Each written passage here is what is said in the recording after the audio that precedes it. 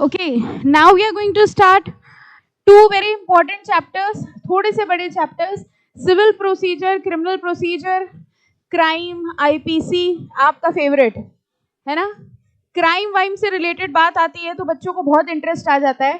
Course तो आपने CS का चूज किया है, लेकिन जब बात क्राइम खून खराबे की आती है तो आपका इंटरेस्ट लेवल कुछ ज़्यादा ही इंक्रीज हो जाता है. तो इसमें हम लोग 3 चैप्टर्स कवर करेंगे बेसिकली. एक सिविल प्रोसीजर कोड है, एक क्रिमिनल प्रोसीजर कोड है inclusive of IPC and one is Indian evidence act. ठीक है. अच्छा, ओल्ड सिलेबस के लिए हम आपको बता दें, ओल्ड सिलेबस में ये सिविल प्रोसीजर एग्जैक्टली सेम है जो न्यू में दिया हुआ है. जो न्यू सिलेबस है उनका जो नेक्स्ट चैप्टर है वो क्राइम एंड इट्स प्रोसीजर है, तो उन्होंने क्रिमिनल प्रोसीजर और IPC को मिला दिया है. ठीक है. तो ओल्ड वालों के लिए बहुत बड़ा डिफरेंस नहीं है, हम लोग वही चैप्टर पढ़ेंगे. आपके टॉपिक्स जो हैं वो IPC से और उससे मैच हो जाएंगे. ओके. तो फिलहाल इस चैप्टर की बात करें सिविल प्रोसीजर की, तो एग्जैक्टली सेम है न्यू में एंड ओल्ड में. ओके. चलिए सबसे पहले तो बात करते हैं what is the difference between civil and criminal. Civil और क्रिमिनल में क्या फर्क है? Wrong done to the society, अगर हम सोसाइटी के साथ गलत करते हैं तो वो क्रिमिनल होता है, and wrong done to a particular person is civil. ज्यादा खतरनाक कौन सा होता है? क्रिमिनल. नाम से समझ में आ रहा है. देखिए हम लोग इस चैप्टर में बात करेंगे कुछ प्रोसीजरल लॉज की. प्रोसीजरल लॉज हमने आपको बताया था दो तरीके के लॉ होते हैं, procedural law and substantive law. Procedural law procedure बताता है. ये चैप्टर प्राइमरीली हमको ये बताएगा कि सिविल केसेस क्या होते हैं, सिविल कोर्ट क्या होते हैं, उनकी हायरार्की क्या होती है, और सिविल केसेस में कैसे एक्शन इनिशिएट किया जाता है. जैसे बेसिक चीज हम लोग को पता है कि जो भी पूरा प्रोसीजर होता है उसकी शुरुआत होती है समन भेजने से. ठीक है. तो वो एक प्रोसीजर के बारे में बताएंगे कि कैसे समन भेजा जाएगा, फिर कैसे अपनी डिफेंस रखी जाएगी. तो इसमें हम लोग कोई पेनाल्टी नहीं पढ़ेंगे. That is the basic difference between a procedural law and a substantive law. ये चैप्टर ये नहीं बताएगा कि अगर आपने ये गलत काम किया तो 3 साल की सजा होगी, 2 साल की सजा होगी. It will not talk about penalties and punishment. It will only talk about the basic concepts and the procedures. ठीक है.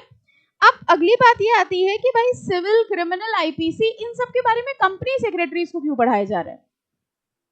ये नहीं आया आपके दिमाग में कि भाई हम लोग थोड़ी ना कोई क्राइम ना हम करेंगे और ना हम लोग कुछ ऐसा क्राइम से रिलेटेड कुछ प्रोटेक्शन करने वाले हैं. हम लोग तो सीधे साधे कंपनी सेक्रेटरी हैं, हम लोग तो कंपनी में काम करेंगे, फिर हम लोगों को ये सब पढ़ाने की क्या जरूरत है?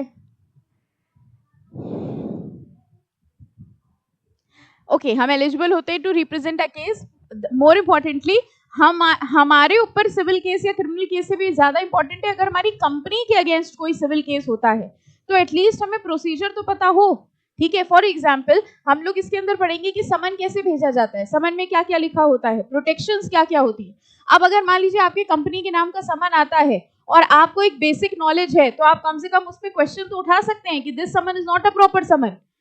अगर देखिए जब भी आपकी कंपनी में कोई भी लीगल मैटर आता है, ठीक है, तो वो सबसे पहले कंपनी सेक्रेटरी को रेफर किया जाता है. एक बेसिक सी बात है कि company secretary is there for legal matters. ठीक है.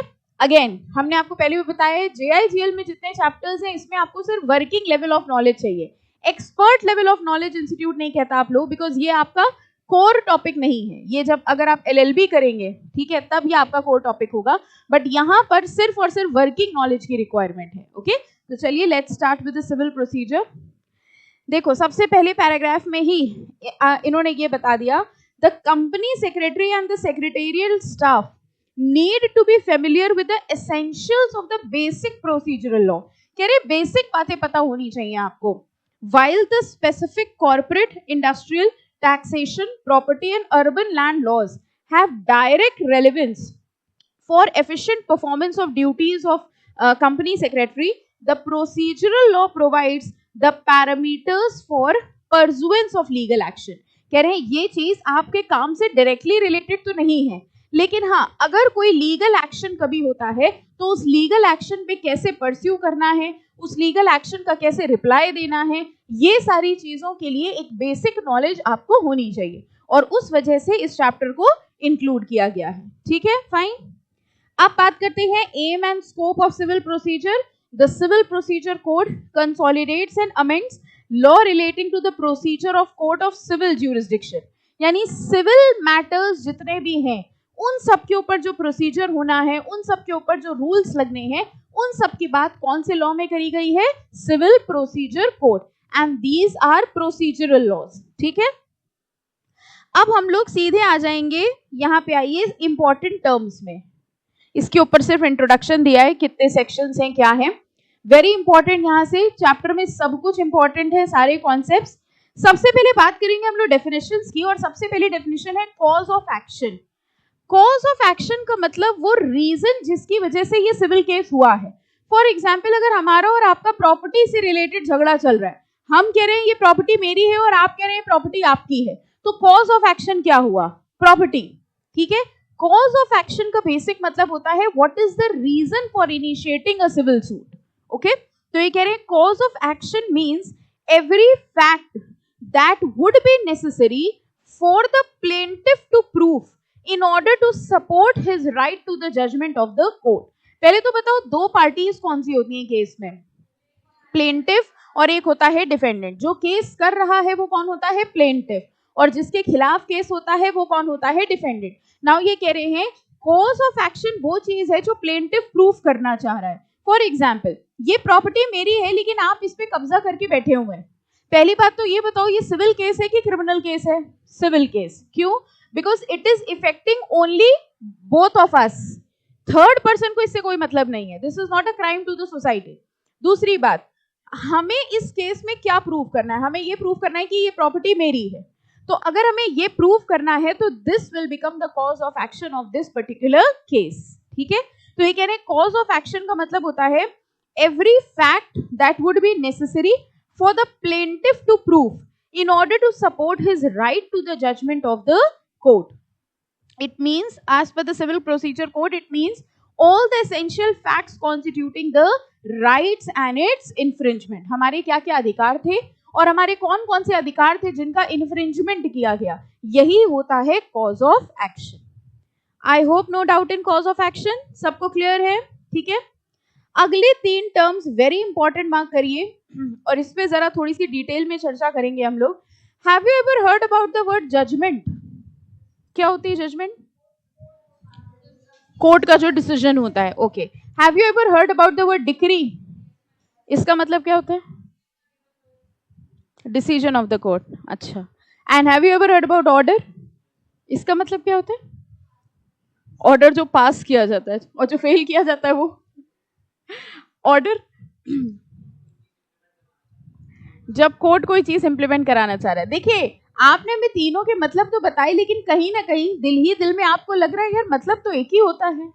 जजमेंट का मतलब भी वही होता है, क्योंकि जब आपसे पूछा जाता है डिक्री का मतलब क्या है, रेदर हमसे भी अगर आपने पूछा होगा तो हमने आपको यही बताया होगा.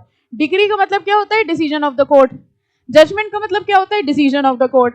And order of the court is also decision of the court. इसीलिए हाँ बेटा,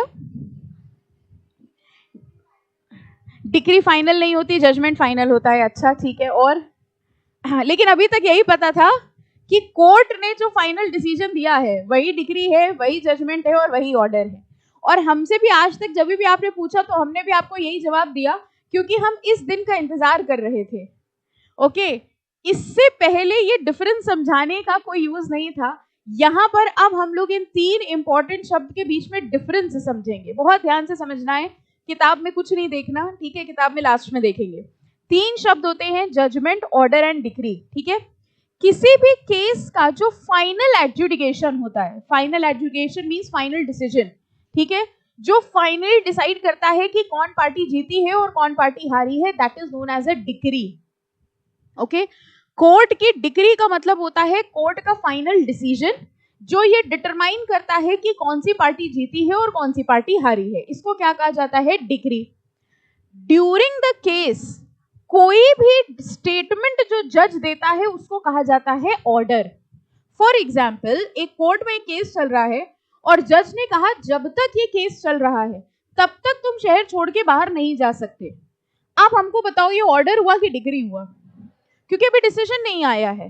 ठीक है, कोर्ट ने कहा जब तक ये केस चल रहा है तब तक तुम इस प्रॉपर्टी को सेल नहीं कर सकते. ऑर्डर. डिक्री और ऑर्डर में डिफरेंस समझ में आया? और कोर्ट ने कहा मिस्टर ए जीत गए और मिस्टर बी हार गए, decree. Are you understanding? First we are understanding the difference between decree and order. जो फाइनल डिसीजन होता है किसी भी केस का, जो किसी भी पार्टी की राइट्स एंड लायबिलिटी डिटरमाइन करता है, वो होता है decree. And during the case जो भी स्टेटमेंट्स जज देता है which is to be followed by the parties, वो उनका नेचर क्या होता है? ऑर्डर।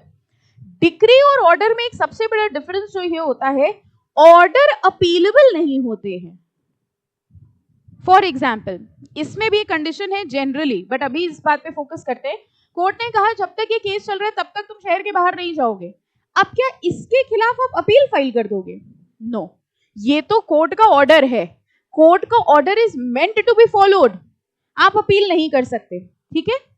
डिक्री जो होती है वो जनरली अपीलेबल होती है। डिक्री का मतलब ए जीत गए बी हार गए, अब बी जो हारे हैं वो अपील फाइल कर सकते हैं, ठीक है। लेकिन कुछ ऑर्डर्स ऐसे होते हैं जो अपीलेबल भी होते हैं, सिर्फ 4-5 पॉइंट्स होते हैं, इन 4-5 ऑर्डर्स को अपीलेबल ऑर्डर्स कहते हैं। उसके अलावा, ठीक है, कोई भी ऑर्डर अपीलेबल ऑर्डर नहीं होता।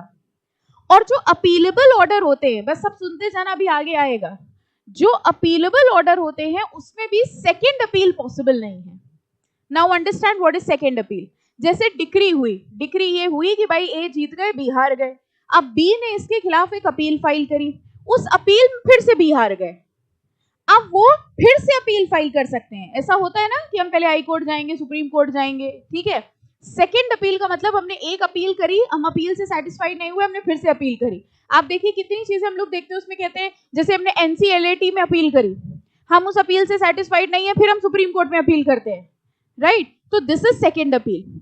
तो ये कह रहे हैं फर्स्ट डिफरेंस, ऑर्डर जो होता है वो ड्यूरिंग द केस होता है, ठीक है, एंड में भी हो सकता है, बट उससे फाइनल डिसाइड नहीं होता कि कौन पार्टी जीत रही है कौन हार रहा है। जो डिक्री होती है that is the final adjudication कि कौन जीता है कौन हारा है। डिक्री में अपील हो सकती है, सेकेंड अपील भी हो सकती है। ऑर्डर्स जनरली अपीलेबल नहीं होते हैं, जो अपीलेबल ऑर्डर्स होते हैं उसमें भी सेकेंड अपील पॉसिबल नहीं होती। So is the thing very clear कि डिक्री और ऑर्डर में क्या फर्क है, ठीक है, ओके। अब बात करते हैं जजमेंट की। अगर कभी आपने पिक्चरों में देखा हो, क्योंकि आई एम वेरी श्योर आप कचहरी तो नहीं गए होंगे एटलीस्ट अपने केस के लिए, ऐसा होता है कि, या आप ऐसे बोले उस दिन टेस्ट इसीलिए तो नहीं दिया था, हमारी तारीख लगी थी कोर्ट में, उसी दिन जज बुला लेता है, क्या करे। तो पिक्चरों में आपने देखा होगा तो लॉयर बोलता है point to be noted milord, तो क्या नोट्स बना रहे जज बैठ के? हाँ हो सकता है, इतनी ऊंची टेबल दिखता भी तो नहीं है, है ना। Point to be noted milord का मतलब समझते हो क्या हुआ? अच्छा, हैव यू ऑल्सो सीन कि जज कुछ लिखता भी रहता है? क्या लिखता रहता है? वो खेलता है, कुछ नहीं खेल रहे होते, नहीं, क्या लिखता है? वो लिखता है reasons for decree. Reasons for decree का मतलब, जैसे मान लीजिए जज ने कहा कि ए जीत गए बी हार गए, ही कैन नॉट से कि बस ए जीत गए बी हार गए, ये मत पूछना क्यों, बल्कि जज क्या बोलता है, तमाम सबूतों और गवाहों को मद्देनजर रखते हुए, and he has a full statement, क्यों ए जीते क्यों बी हारे। यही पॉइंट वो बोलता है lawyer, point to be noted milord, इस पॉइंट को नोट करिए, this point can become a reason for your final judgment, okay. तो वो स्टेटमेंट जिसमें रीजंस लिखे होते हैं उसको क्या कहा जाता है, जजमेंट। याद करिए आपने लिमिटेशन एक्ट में ये नहीं पढ़ा था डिक्री की कॉपी लेके अपील करो, क्या पढ़ा था, जजमेंट की कॉपी लेने में जितना समय लग रहा है, तो that is a full statement, वो पूरी किताब तैयार हो जाती है। जज हर चीज का पॉइंट लिखता है कि ये हुआ ये हुआ ये हुआ, और इन सब सबूतों और गवाहों को मद्देनजर रखते हुए हमने ये डिसीजन दिया। अब इमेजिन करके देखिए, जज से पूछा गया कि भाई क्या डिसीजन, क्या डिक्री, उन्होंने कहा ए जीत गए बी हार गए, ठीक है। उनसे पूछा कि ऐसा क्यों, तो उन्होंने कहा ये मत पूछो क्यों, बस दिल से ऐसी फीलिंग आ रही है, हमें बहुत स्ट्रॉन्ग फीलिंग आ रही है ए की शक्ल देख के, ठीक है, कि ए मासूम है और ए जीत गए। Can this be a final statement of the जज? No, he has to support his reason, support his decision with reason। जैसे आपके में आता है ना true and false with reason, तो सिर्फ ट्रू या सिर्फ फॉल्स मत लिखो, अगर ट्रू लिख रहे हो तो बताओ क्यों, और अगर फॉल्स लिख रहे हो तो बताओ क्यों। क्योंकि कई बार क्या होता है आपको पता है, जब आप रीजन लिखने बैठते हैं, स्कूल में शायद ऐसा हुआ होगा, आपने सोचा इसका आंसर है ट्रू, जब आप रीजन लिखने बैठे तो आपने कहा यार रीजन तो समझ नहीं आ रहा, फॉल्स ज्यादा लग रहा है। कई बार रीजन लिखते वक्त, अब देखो जज इज ऑल्सो अ पर्सन है, वो केस में सुन रहा है, ए जो है वो रोए जा रहा है, उसका इमोशनल देख के जज 1 मिनट को कन्विंस हुआ, लेकिन जब वो रीजन लिखने बैठा तो उसको समझ में आया there is no good reason कि ये जीत जाए। Okay, that is why recording of reasons is very important. So that statement which is the reason for order और डिक्री इज अ जजमेंट। ठीक है, उसने एक ऑर्डर पास किया कि जब तक केस चल रहा है तुम शहर छोड़ के नहीं जाओगे, इसका भी उसे रीजन लिखना पड़ेगा। उसने एक डिग्री पास करी कि ए जीत गया बी हार गया, इसका भी उसे रीजन लिखना पड़ेगा। And all these reasons are stated in that document which is known as a judgment. तो हम लोग ये कह सकते हैं judgment is based on degree and order only. Are you understanding? Degree और ऑर्डर के बेसिस पे ही क्या बनाया जाता है? जजमेंट। अब तीनों बातें क्लियर हो गई, ठीक है? यानी 3 चीजें होती है, order, decree and judgment. Decree वो फाइनल एडजुडिकेशन, फाइनल एक्सप्रेशन होता है जो कि बताता है कि किसके राइट्स और किसकी लायबिलिटीज इफेक्ट हो रही है। डिक्री जो होती है वो अपीलेबल होती है, ठीक है? इवन डिक्री में सेकेंड अपील भी हो सकती है।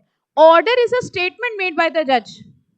ओके, जज ने कोई भी स्टेटमेंट पास किया है वो ऑर्डर होता है। ओके, जनरली ऑर्डर्स अपीलेबल नहीं होते हैं, और जो अपीलेबल ऑर्डर्स होते हैं उसमें भी सेकेंड अपील नहीं हो सकती। जजमेंट सिर्फ एक स्टेटमेंट है जो डिक्री और ऑर्डर के बेस पे बनाया गया, तो वहां अपील का तो कोई मतलब ही नहीं हुआ, ठीक है? It is just recording the reasons for decree and order. Any doubt?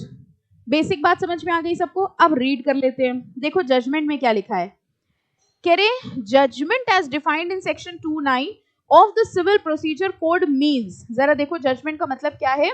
Statement given by the जज for the grounds of decree and order. Statement given by the जज of the grounds of decree and order. ये decree और order किस ground पे दिया गया? Ground मतलब क्या हो गया? रीजंस। डिक्री और ऑर्डर का रीजन क्या था, वो रीजन कहां लिखा जाता है? जजमेंट में। 10 a judgment must set out the grounds and reasons for the जज to have arrived at a decision. उस डिसीजन तक हम कैसे पहुंचे, क्यों पहुंचे, इस बात का जो रीजंस है वो किसमें लिखे जाते हैं? जजमेंट में। In other words, judgment is the decision of the court upon the respective rights and claims of the party to an action in a suit submitted to it for determination. तो I hope now it is very clear, judgment clear है, ठीक है? Decree पढ़ लेते हैं। Decree क्या चीज है? कह रहे हैं it is formal expression of adjudication. सिर्फ इतने 3 वर्ड समझो, अगर लॉ आपको समझ में आती है तो ये 3 वर्ड समझो, formal expression of adjudication. Adjudication क्या चीज थी? वो केस जो चल रहा था, उसका formal expression means final expression एक तरह से, बल्कि फाइनल भी नहीं, फॉर्मल एक्सप्रेशन मींस जो उसने एक्चुअली कहा। हो सकता है जज कहे ड्यूरिंग द केस, जब चल रहा है, जब केस चल रहा है, हो सकता है ड्यूरिंग द केस में जज ने कह दिया कि ऐसा लग रहा है कि तुम ने फॉल्ट किया है, but this is not decree. लग रहा है थोड़ी ना होता है, ये बताओ फाइनल क्या है। तो फाइनली जो वो लास्ट में बोलता है तमाम सबूत और गवाहों को मद्देनजर रखते हुए, that is what is a decree. Okay, that is a final thing. Conclusive होता है, कॉन्क्लूसिव मतलब and, conclusion means and, and decision है। ये जो होता है it determines the rights of the parties, rights and liability determine करेगा with regard to all और any of the matters in controversy. ठीक है, fine. In the suit it may be, 5th point जरा देखो, कह रहे हैं सूट में इट मे बी प्रिलिमिनरी और फाइनल। अब जरा समझो, डिक्री 2 तरीके की हो सकती है, preliminary decree and final decree, ठीक है? इसका एक बड़ा अच्छा एग्जाम्पल दिया है, ये न्यू बुक में दिया, ओल्ड में नहीं दिया है। न्यू ओल्ड वाले भी देखें, इससे ज्यादा समझ में आएगा। जैसे मान लीजिए वही सेम एग्जाम्पल लेके चलते हैं, मेरे और आपके बीच में प्रॉपर्टी से रिलेटेड झगड़ा चल रहा है। झगड़ा ये था कि ये जमीन मेरी थी, बहुत ध्यान से समझना सब लोग, कॉन्सेंट्रेट। ये जमीन मेरी थी, लेकिन आपने ये जमीन हमसे कब्जा करके आप इसमें अपनी दुकान चला रहे हैं। मतलब जमीन मेरी थी, दुकान मेरी थी, आपने जमीन हमसे हड़प ली और इसमें आप अपनी दुकान चलाने लग गए, ठीक है? अब हमने कोर्ट में केस किया और हमने कोर्ट से कहा कि 2 चीजें हम डिमांड कर रहे हैं। पहली चीज तो ये कि मेरी जमीन हमको वापस मिले, और दूसरा, जितने समय से इन्होंने ये दुकान ऑक्यूपाई करके रखी थी उतनी समय का मेरा प्रॉफिट का लॉस भी तो हुआ। प्रॉफिट का लॉस समझ गए? बोलने के बाद हमें लगा क्या बोल गए हम, पता नहीं बाउंस ना हो जाए।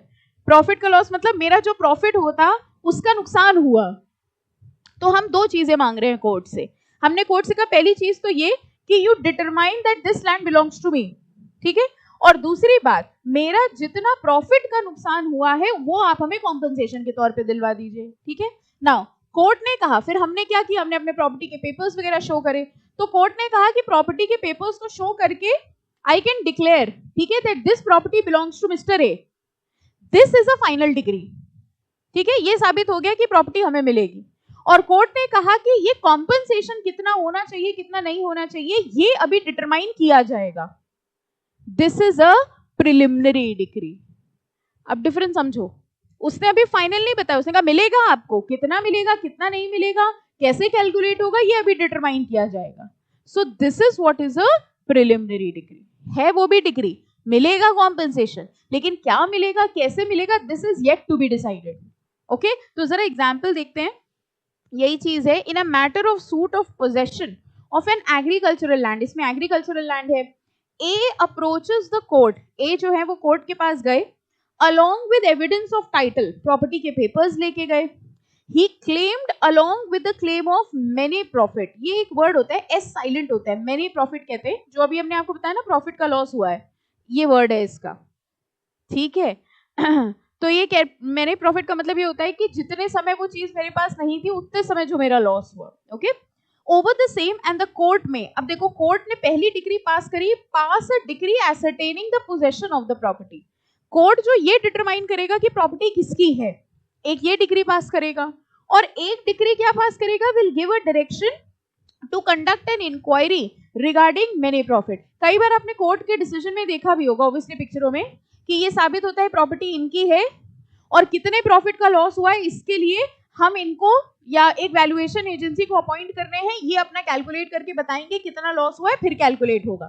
तो देखा जाए जो ये डिटरमाइन हो गया फाइनल, वो कौन सी थी, फाइनल डिग्री। और ये जो इन्होंने कहा है कि डायरेक्शन दिया है कितना कॉम्पनसेशन मिलना है वो कैलकुलेट होना है, वो कौन सी डिग्री हो गई, प्रिलिमिनरी। तो देखो passing of a degree deciding the possession will be final degree, okay, whereas the part wherein the inquiry regarding many profit is director will be preliminary degree।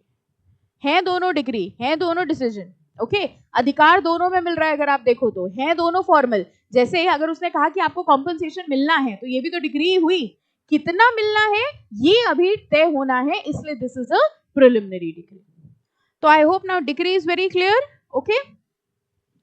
देखो इसके ऊपर आ जाइए, एसेंशियल्स ऑफ डिग्री में देखो क्या लिखा है, कह रहे हैं ये एक फॉर्मल एक्सप्रेशन होना चाहिए, कॉन्क्लूसिव होना चाहिए, it must be with regard to matters in controversy and the adjudication should have been given in the suit. Next to next paragraph में, a degree is preliminary when further proceedings have to be taken. बताओ अपने example के हिसाब से क्या procedure होना बचा था, कैलकुलेशन ऑफ कॉम्पनसेशन। उन्होंने कहा तुमको कॉम्पनसेशन तो मिलेगा, कितना मिलेगा ये अभी कैलकुलेट होना है। तो ये डिग्री जो कोर्ट ने दी कि तुम्हें मिलेगा लेकिन कितना मिलना है ये कैलकुलेट होना है, this is what is a preliminary degree before the suit can be completely disposed of. Preliminary degree is not dependent on the final, कह रहे हैं प्रिलिमिनरी वाली फाइनल पे डिपेंडेंट नहीं होती। On the other hand final is dependent and subordinate to preliminary degree and gives effect to it. I hope now it is clear, judgment clear है, degree clear है। अगर ये आएगा तो लिखने का मैटर मिल गया, ठीक है। इसके बाद एक बार ऑर्डर पढ़ लो फिर ऊपर वाला कराएंगे। देखो ऑर्डर में क्या लिखा है, order as set out in 214 means formal expression of any decision of a civil court which is not a degree. अब ऑर्डर की डेफिनेशन देखो क्या है, कह रहे हैं कोर्ट का कोई ऐसा एक्सप्रेशन जो डिग्री नहीं है वो ऑर्डर है। Are you understanding? अब जैसे हमने आपको एग्जांपल दिया कि कोर्ट ने कहा जब तक ये केस चल रहा है प्रॉपर्टी नहीं बेच सकते, क्या ये डिग्री थी? नो। अगर ये डिग्री नहीं है तो ये ऑर्डर है। तो देखा जाए तो उन्होंने ऑर्डर की कोई स्पेसिफिक डेफिनेशन नहीं दी, उन्होंने कहा ऑर्डर वो है which is a statement made by the जज and which is not a degree. तीनों समझ में आ गए, ठीक है। डिफरेंस आएगा एग्जाम में तो लिख लोगे, है ना, कोशिश करना वेयर एज करके लिख लेना, ओके। वैसे अगर आप पॉइंट्स बना के लिखोगे तो भी हो जाएगा। चले आगे, पक्का एनीवन एनी कंफ्यूजन? रिपीट तो नहीं करना है, ठीक है। फाइनल स्टेटमेंट जो डिक्री और ऑर्डर के बेस पे बनता है वो क्या होता है?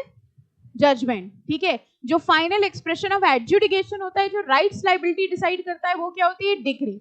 And a statement made by the जज which is not a decree is order.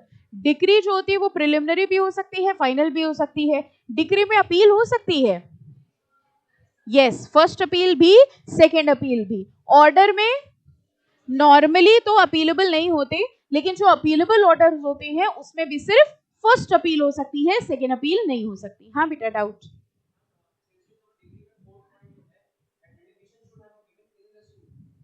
हाँ, the adjudication should have been given in the suit. Adjudication should have been given in the suit मतलब उस केस में कुछ एडजज हुआ होना चाहिए, मतलब there should have been some decision, ठीक है। अगर डिसीजन है तो ही डिग्री है। जैसे मान लीजिए, हमने इसका एग्जाम्पल समझिए, मान लीजिए हमने केस किया, ठीक है, कोर्ट में, और कोर्ट ने कहा कि आपका case due to insufficient data रद्द किया जाता है, डिसमिस किया जाता है। The court is dismissed, sorry the case is dismissed, court नहीं, केस इज डिसमिस्ड, ठीक है। आपने जो हमें फैक्ट्स दिए या सर्कमस्टेंसेस दिए या किसी वजह से डेटा एप्रोप्रिएट नहीं है या कुछ प्रॉब्लम है जिसकी वजह से आपका केस डिसमिस हो गया, इज दिस अ डिक्री?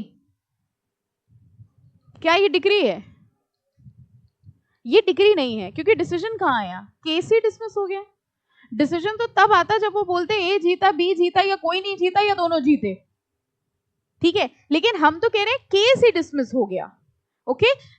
जैसे हमने केस किया और आपने केस किया, जब हमने सूट फाइल किया तो कोर्ट ने कहा you are not a proper person to file a suit, you are not a proper person. जैसे हमने रजिस्ट्रेशन एक्ट में भी देखा था कि सिर्फ कुछ ही लोग थे जो रजिस्ट्रेशन करवा पा रहे थे। अब कोर्ट ने कहा कि you can not file a case, और इस वजह से आपका जो केस है वो डिसमिस किया जा रहा है। तो अगर एडजुडिकेशन ही नहीं हुआ then it is not a decree. Clear? Okay. अब इसमें देखो, हाँ, डिक्री के बाद देखना दो और डेफिनेशंस आई। हम लोग ये डेफिनेशन पढ़ रहे थे, अगर आप देखो, कॉज ऑफ एक्शन पढ़ ली थी, और सेकंड हमारा टॉपिक क्या था? जजमेंट, डिक्री एंड ऑर्डर, जो ये तीन पढ़ ली। इसके बाद देखो अगला है दो words, decree holder and judgment debtor. Decree holder, देखो इसको याद रखने का तरीका समझना। Decree holder means degree holder, जिसको कुछ मिला है।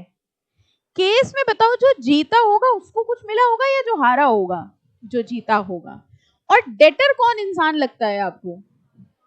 जो परेशान सा है, ठीक है। तो जजमेंट डेटर कौन हो गया? जो हारा है। डिक्री होल्डर और जजमेंट डेटर में एक होता है जो केस जीता है, जिसके फेवर में डिक्री हुई है, और एक होता है जिसके अगेंस्ट में डिक्री हुई है। हमने आपको जो तरीका बताया वो सिर्फ याद रखने का तरीका है, ठीक है। कृपया करके इसको अपनी आंसर शीट में ना उतारें, ठीक है, कि decree holder means degree holder. No, decree holder means जिसके फेवर पे डिक्री आई है, who is holding the decree, जिसके फेवर में केस हुआ है, वो होता है decree holder. And judgment debtor means जिसके अगेंस्ट डिक्री हुई है, जो केस में हारा है, वो कौन होता है? Judgment debtor. तो देखो, decree holder means any person in whose favour a decree has been passed और an order capable of execution has been made. And judgment debtor means any person against whom a decree has been passed. Main चीज क्या थी इसमें? in whose favor a decree has been passed and against whom a decree has been passed. So quite simple, ठीक है। पहली definition कौन सी पढ़ी थी? cause of action। फिर तीन और कौन सी पढ़ी? judgment, decree and order। फिर दो वर्ड्स कौन से पढ़े? decree holder and judgment debtor, ठीक है। हाँ बेटा, बताओ बताओ।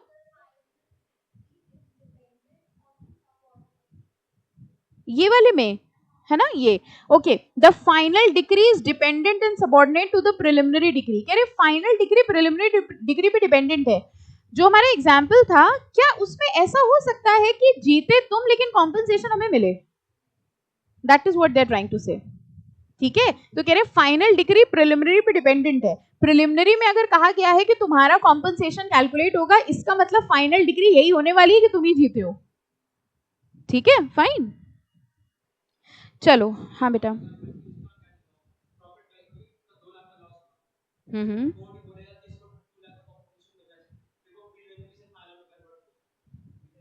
एज इन मतलब पूरा केस समझाओ। हाँ, ठीक है, ठीक है, ठीक है, ठीक है। हाँ, I got your point. See, preliminary decree को ये मत समझो कि वो केस में पहले हुई है. सी, केस हुआ, केस खत्म हुआ, उसी समय दो डिक्री आई. ठीक है, एक आई कि तुम केस जीत गए और एक आई कि तुम्हारा जो लॉस हुआ उसका कैलकुलेशन होगा उसी टाइम पे, केस खत्म होने पे. तो जो ये आई कि तुम जीत गए, इसके आगे कोई कार्यवाही नहीं होनी है, दिस इज फाइनल. और ये कि तुम्हें कॉम्पनसेशन मिलेगा, कितना मिलेगा ये कैलकुलेट होना है, मतलब अभी आगे प्रोसीजर होना है, दिस इज प्रिलिमिनरी. एग्जैक्टली. आप लोग प्रिलिमिनरी और फाइनल से कंफ्यूज हो रहे हो कि प्रिलिमिनरी पहले हो गई और फाइनल केस होने के बाद हुई. नो, केस खत्म होने पे ही दोनों हो रही है, क्योंकि दोनों ही फाइनल एडजुडिकेशन है. Are you understanding? जब केस खत्म हुआ, तमाम सबूतों और गवाहों को मद्देनजर रखते हुए खत्म हुआ, ठीक है. यहां दो डिसीजन दिए कोर्ट ने. पहला डिसीजन ये दिया कि ये प्रॉपर्टी आपको बिलोंग करती है. अब ये बताओ, ये जो डिसीजन दिया कोर्ट ने कि ये प्रॉपर्टी आपको बिलोंग करती है, इसके बाद कुछ इफ एंड बट होना है, कोई प्रोसीजर होना है? कुछ नहीं होना, यानी दिस इज फाइनल. और दूसरी बात उन्होंने कही कि क्योंकि ये प्रॉपर्टी आपकी है, ठीक है, इसलिए आपको कॉम्पनसेशन मिलना चाहिए. लेकिन कितना मिलेगा ये अब हम ऑर्डर कर रहे हैं कि ये कैलकुलेट हो फर्दर.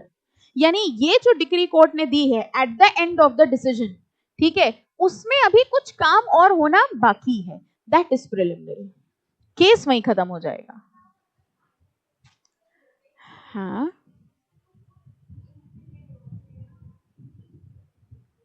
मतलब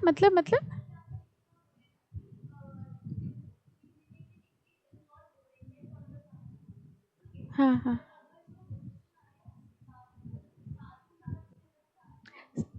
don't relate it only with this case. मान लो ऐसा भी हो सकता है, उसने कहा कि मेरा इतने का लॉस हुआ, ठीक है, अब लॉस कैलकुलेट करने का ऑर्डर उन्होंने दे दिया, ओके, लेकिन बहुत कम चांसेस हैं कि प्रिलिमिनरी डिक्री और फाइनल डिक्री कॉन्ट्रडिक्ट करें. This can not happen. ठीक है, जरूरी नहीं है कि 100% डिपेंडेंसी हो, बट कॉन्ट्रडिक्शन नहीं हो सकता. वही हमने बताया ना कि केस तुम जीत के कॉम्पनसेशन हमें मिले, ये नहीं हो सकता. That is why they are a bit dependent. Okay, fine. हाँ बेटा, हाँ, तो वो फाइनल हो जाएगी. एक पॉइंट आया कि मान लीजिए कोर्ट ने कहा कि इनका लॉस हुआ and the loss is amounting to 2 lakh, so I advise mister B to pay 2 lakh to ए. अब इस केस में दोनों फाइनल है, there is no preliminary decree. आ गई बात समझ में? प्रिलिमिनरी डिक्री का मतलब हमने डिक्री तो दिया है, लेकिन उसके आगे कुछ प्रोसीजर होना बाकी है. ठीक है, फाइन. और अगर कोई प्रोसीजर होना बाकी नहीं है, सब कुछ फाइनल है, तो that is a final decree. Clear? Okay. हाँ बेटा.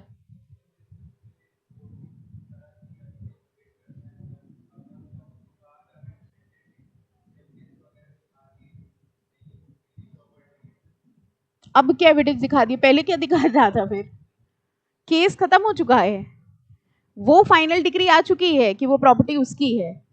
ठीक है, तो वो दैट इज फाइनल, उस पर कोई चर्चा नहीं होनी है. उसमें सिर्फ एक ऑप्शन है आपके पास, अपील. अब ये थोड़ा ना कह सकते तुमने ऑर्डर दे दिया, रुको रुको, हमारे पास एक सबूत था जो मिल नहीं रहा था. अगर ये करना है तो you have to go for appeal then. ठीक है, और कुछ? चलो देखो, आई थिंक ये एग्जाम्पल बड़ा सिंपल है. ड्यू टू वही डिक्री होल्डर और जजमेंट डेटर का कह रहे हैं X suffer some injury and approaches the court to claim compensation against Y. Court ने डिसाइड किया कि एक्स के फेवर में केस होगा, तो एक्स कौन हो जाएंगे? डिग्री होल्डर, और वाई कौन हो जाएंगे? Judgment debtor.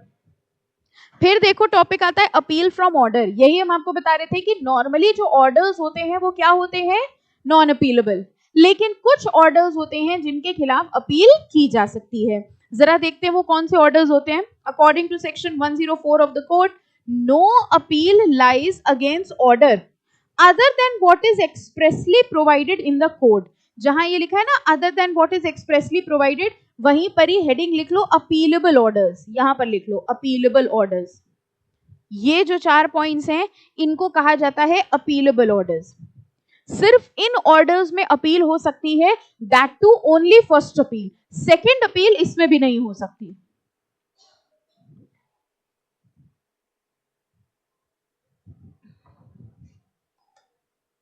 ठीक है, फाइन. देखिए फर्स्ट, जितना जितना मार्क कराए उतना कर लेना. कह रहे हैं order for compensatory cost in respect of false और vexatious claim within the pecuniary jurisdiction of the court. False और vexatious claim का मतलब समझे, किसी ने false claim किया, किसी ने झूठा claim किया और उस झूठे claim पे कोर्ट ने compensation order कर दिया. अब हम कोर्ट के इस ऑर्डर के अगेंस्ट अपील कर सकते हैं. ठीक है, फॉर एग्जाम्पल किसी ने फर्जी क्लेम करा कोर्ट से, ठीक है, कि हमारा इतना इतना नुकसान हुआ या ऐसा ऐसा कुछ हुआ, और कोर्ट ने उनकी उस बात को सुन के कोई कॉम्पेंसेशन या कोई ना कुछ ऑर्डर पास किया. अगर उनका order is based on a false claim तो ऐसे ऑर्डर के खिलाफ हम अपील कर सकते हैं. This is the first point for compensatory cost in respect of false और vexatious claim. Second, an order refusing leave to institute a suit. Portion पोर्शन समझो, refusing leave to institute a suit. जब भी हमको court में case करना होता है तो हम कैसे कर सकते हैं कोर्ट में केस? जैसे मेरा मन हुआ आपके खिलाफ कोर्ट में केस कर दें, टेस्ट वेस्ट देते नहीं हो, नंबर आते नहीं है, तो हम गए कोर्ट में, शुरू करवा दें कि चलो केस शुरू करो. केस लड़ने के लिए पहले कोर्ट से परमिशन ली जाती है, ठीक है, कि हम ये केस फाइल करना चाहते हैं, फिर हमको एक परमिशन मिलेगी. ये जो हम परमिशन मांगते हैं ना, इसको लीव कहा जाता है, लीव टू स्यू. ये पढ़ा है हम लोग ने. लीव टू स्यू मतलब leave to sue, permission to sue, permission to file a suit. अब जरा पढ़ के बताओ यहाँ कोर्ट ने क्या किया? रिफ्यूज कर दिया. हमने कहा हम केस लड़ना चाहते हैं, उन्होंने रिफ्यूज कर दिया. उन्होंने एक ऑर्डर पास करा कि I will not allow you to sue. ठीक है, उनके इस ऑर्डर के खिलाफ हम केस फाइल कर सकते हैं, मतलब अपील कर सकते हैं. समझ आया सेकेंड पॉइंट? ठीक है. या फिर public nuisance, another wrongful act affecting the public. कह रहे हैं कोर्ट का कोई ऐसा ऑर्डर जिससे पब्लिक को बहुत ज्यादा प्रॉब्लम हो गई, जिससे पब्लिक के लिए कोई नुकसान वाली बात हो गई, ऐसे ऑर्डर्स के अगेंस्ट भी हम लोग अपील फाइल कर सकते हैं. ठीक है, fine. Third, an order compensation for obtaining arrest attachment on insufficient ground. बताओ यहां क्या हुआ? कोर्ट के ऑर्डर पर अरेस्ट हुआ लेकिन इनसफिशिएंट ग्राउंड, यानी कोर्ट ने अरेस्ट का ऑर्डर दिया बट वो arrest was on insufficient ground, proper reasons नहीं थे, तब भी उन्होंने अरेस्ट करने को ऑर्डर पास कर दिया. कोर्ट के इस ऑर्डर के खिलाफ हम अपील फाइल कर सकते हैं. ठीक है, पहला वाला क्या था? फॉल्स क्लेम अगर किसी ने किया है उसके अगेंस्ट कर सकते हैं. सेकेंड, हमने अपील, हमने परमिशन मांगी केस फाइल करने की, उन्होंने ऑर्डर पास करा, उसके अगेंस्ट कर सकते हैं. या फिर कोई ऐसा ऑर्डर कोर्ट का जिससे पब्लिक को प्रॉब्लम हो रही है. थर्ड, इनसफिशिएंट ग्राउंड्स पे अगर अरेस्ट हुआ है, ऐसे ऑर्डर के अगेंस्ट भी हम अपील कर सकते हैं. ठीक है. एंड अगले वाले में भी देखो, an order under any provisions of the court imposing a fine or directing arrest or detention in civil prison of any person except where such arrest or detention is in execution of a decree. मतलब बिना decree के क्या किसी को jail में डाल सकते हैं? भाई जेल में डालने के लिए देखो, यू अंडरस्टैंड, एक होता है जो ये पुलिस थाना होता है और एक जेल होती है. कैसे पता? कहाँ गए हो? थाना और जेल, लॉकअप और जेल में फर्क समझ में आता है?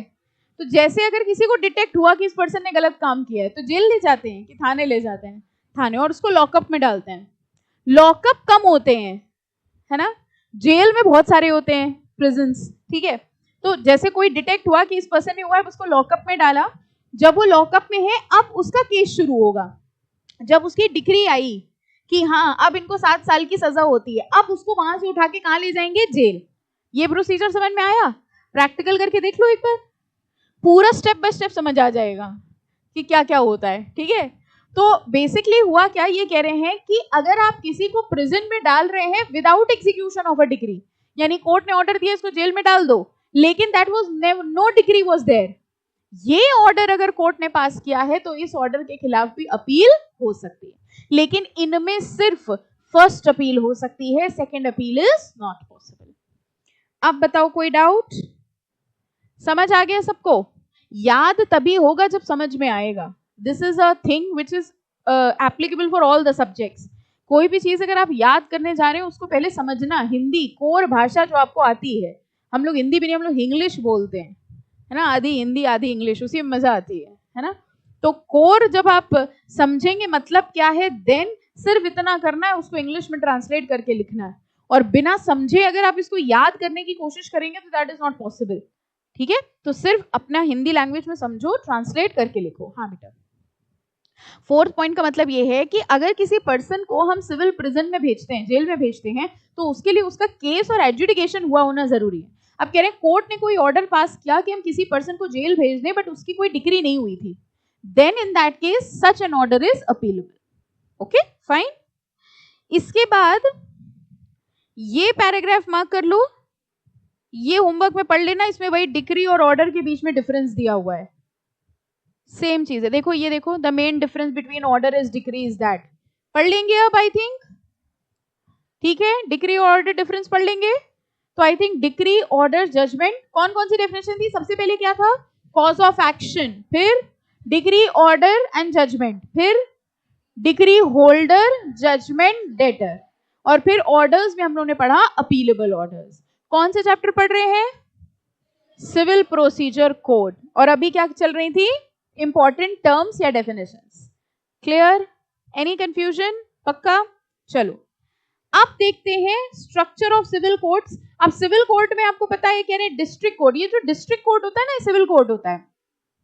तो अगर हम इनकी हायरार्की समझे तो कह रहे हैं सबसे पहले हाई कोर्ट होता है, हाई कोर्ट के नीचे डिस्ट्रिक्ट कोर्ट होते हैं, फिर उसके नीचे के सिविल कोर्ट होते हैं, और सबसे छोटा होता है कोर्ट ऑफ स्मॉल कॉजेज।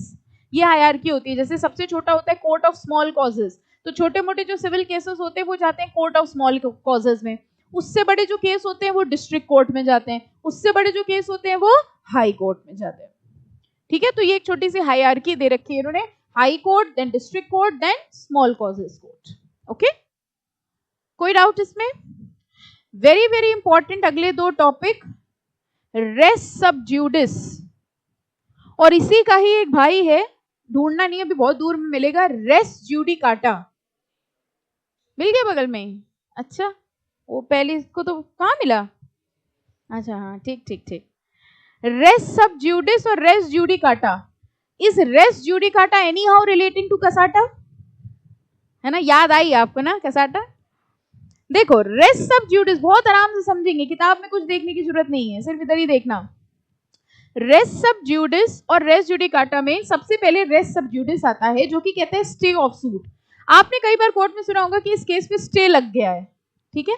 अब इसका मतलब समझते हैं। मान लीजिए, दो एग्जाम्पल देंगे हम आपको। फर्स्ट एग्जाम्पल, हमने आपके खिलाफ केस किया, ठीक है, और कोर्ट में आपको पता है अगर कोई भी केस करता है तो उस पर तारीख पे तारीख मिलती है, बहुत साल लग जाते हैं, हो सकता है हम ऊपर चले जाएं तब डिसीजन आए, है ना।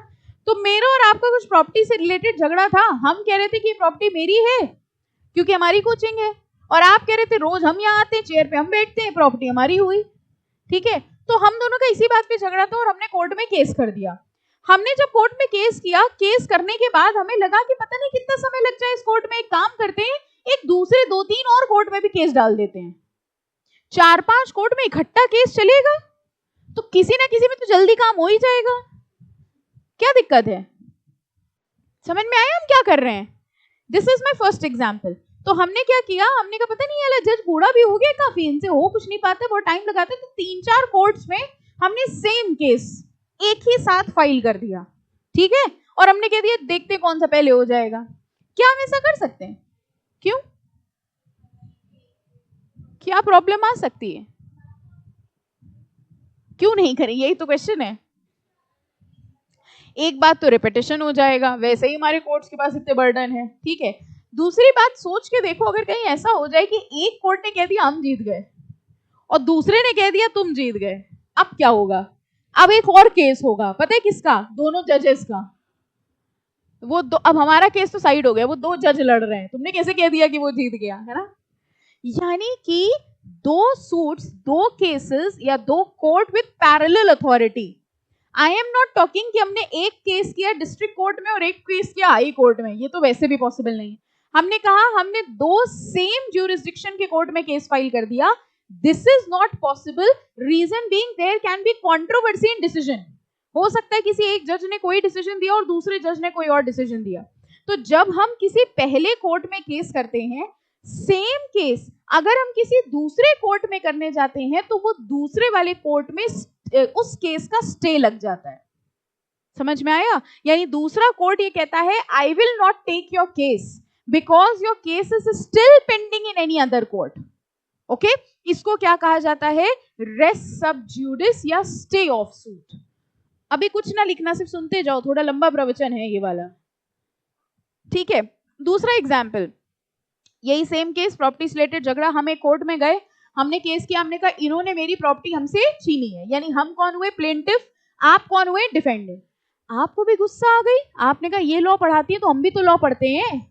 आप दूसरे कोर्ट में चले गए और वहां आपने मेरे खिलाफ उल्टा केस डाल दिया कि इन्होंने प्रॉपर्टी छीनी है। अब उस दूसरे केस में प्लेंटिफ कौन हुआ, आप, और डिफेंडेंट कौन हो गए, हम। बताओ ये दोनों अलग अलग केस हैं कि सेम है? Same, cause of action is same, बात तो वही है।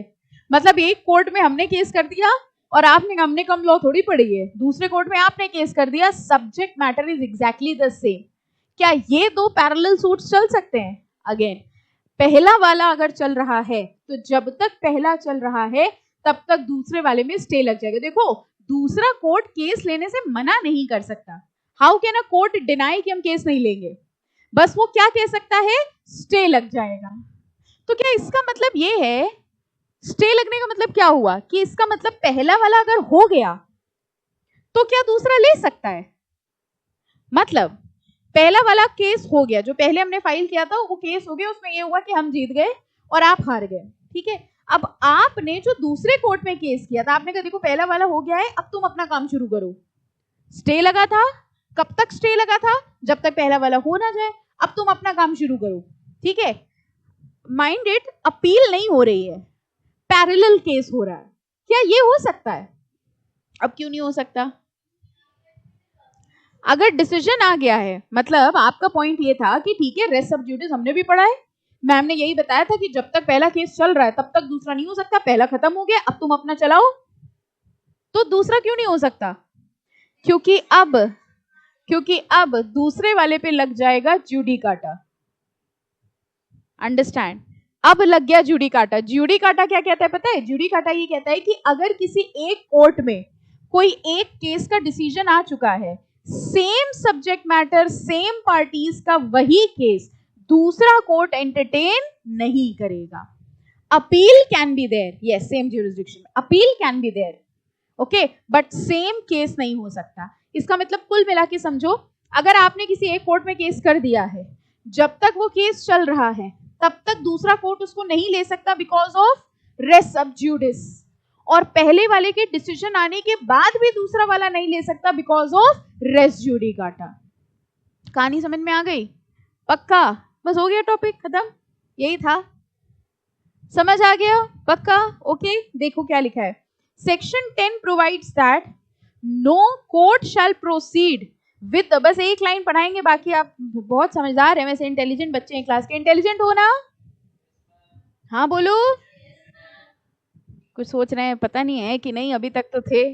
No court shall proceed with the trial of any suit in which matter in issue is also directly and substantially in issue in a previously instituted suit between the same parties or between the parties under whom they claim। सिर्फ इतनी line समझ में आई?